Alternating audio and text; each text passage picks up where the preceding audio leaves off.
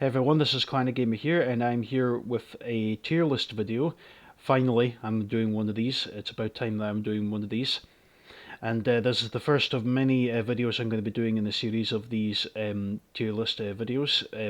As I mentioned before in an update, that I was going to be replacing Crash 4 with this. So basically, this tier list, as you can see here, what I'm starting with are the PlayStation home consoles. I'm not including the handheld consoles because I haven't played them enough to include them in this tier list. So, as you can see, I've got the PS1, PS2, PS3, 4 and 5 here. Now, the designs are a bit different in the pictures here, but I'm going to stick with these.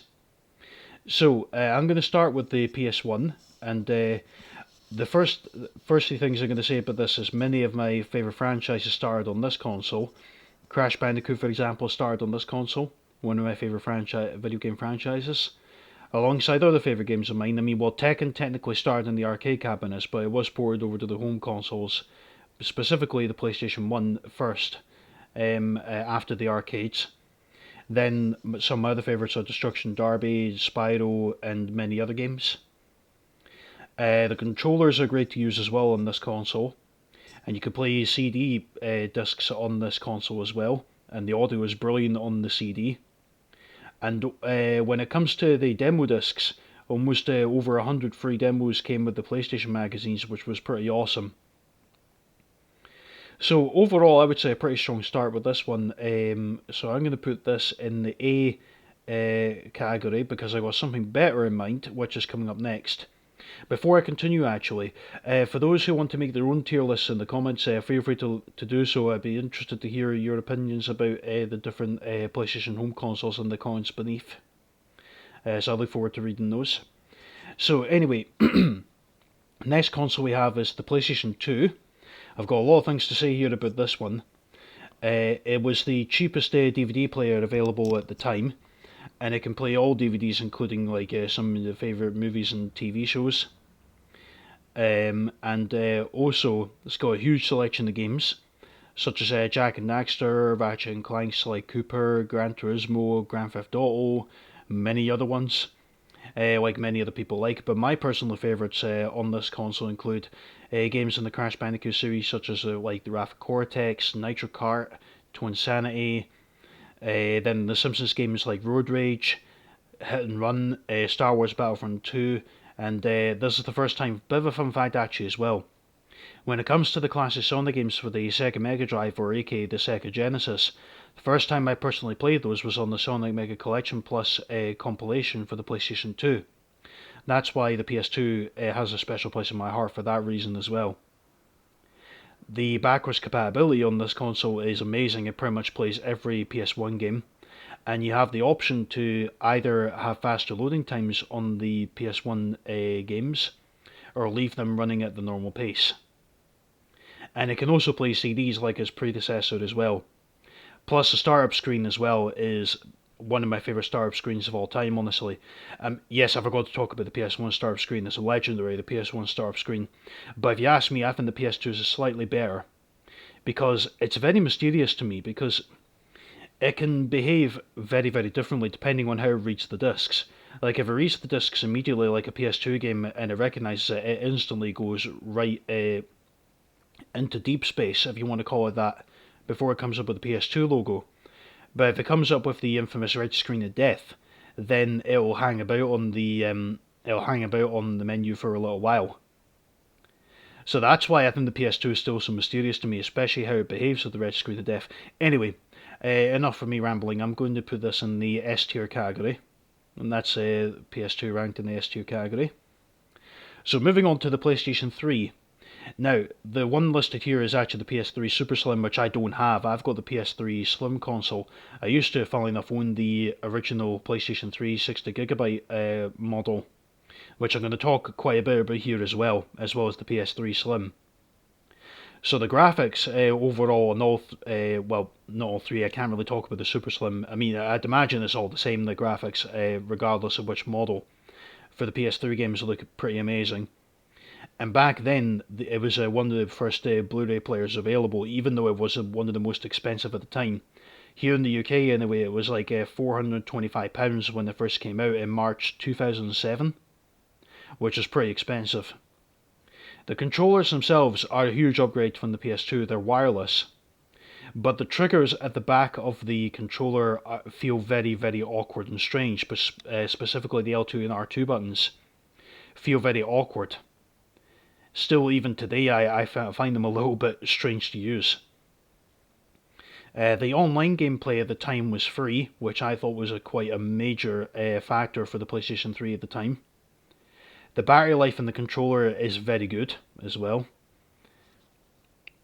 There's a good selection of games there on the PS3. I've got quite a lot of them actually, like the Assassin's Creed series, the Resistance trilogy, MotorStorm, PlayStation All Stars Battle Royale. Wish I had the sequel, but anyway. Then there was what else? Oh yeah, Uncharted. The Last of Us, or the first Last of Us, was the last game that came out. One of the last major games that came out on this console. And there were some other games, like some of the Tekken games as well. And the Simpsons game as well, not forgetting that one. And also the backwards compatibility, final point about this, the backwards compatibility is great for the PS1 on all models, but it's very limited or not compatible with PS2, sadly. So on the 60GB model, it has backwards compatibility with the PS2, but it's quite limited in some areas. In particular, I remember Stuntman, for example. I remember the chase sequences in that level not working at all. It was all bugged. Like, I remember when you had to get close to the pickup at one time when the corkscrew stunt and the car you're chasing crashes right into the pickup and sends it flipping upside down. I thought that was pretty funny at the time, but now that I look back at it, it's actually not that good. It was actually a pretty downgrade there. And like Crash Twinsanity almost didn't work on it when you were loading from a save file. So you have to start a new game from scratch and hope for the best that the game doesn't freeze up on you. But anyway, for the PS3, overall, I will put this in the middle. I'm going to put this in B tier, personally, for these reasons. Now we move on to the PlayStation 4. Now for this one, the battery life in the controller, now the controller itself, just to say, it is better than the PS3 ever so slightly, but not quite as good in my opinion, because the triggers on the back are much more improved than the PS3, which is good. The light at the end of the controller, like the light bar at the end, is pretty good, and it's very unique with certain games that you can play. Particularly like Spyro, for example, in the Spyro Reignited trilogy, when Spyro takes damage, like he starts off with the controller bar being yellow for Sparks, then it goes down to blue, then green, and then red when Sparks is not there. And it still stays red when Spyro loses a life in the Reignited trilogy. So I thought that was a pretty nice touch there with the light bar, which is pretty good. However, one major criticism I have to bring up with the controller is that the battery life on the controller is pretty poor. It's really bad, unfortunately. The game selection is pretty good. It's pretty good, although quite a few of the games I got are remakes of the old games, like for example the Crash Bandicoot N. Sane Trilogy, Spyro, which I just mentioned, and Crash Team Racing Nitrofield. It's got some other good games though that I've got, like Crash Bandicoot 4 It's About Time, even though, okay, I've talked about that quite a bit. Casually it's quite good, but 100% not so good. But anyway, the Fall Guys I got on there as well, which is pretty good. Another criticism I have to bring up with the PS4 as well in this is that the online isn't free anymore, which is a bit of a shame. From this point on, it wasn't free. When you're installing games onto the console, it can take a while, unfortunately.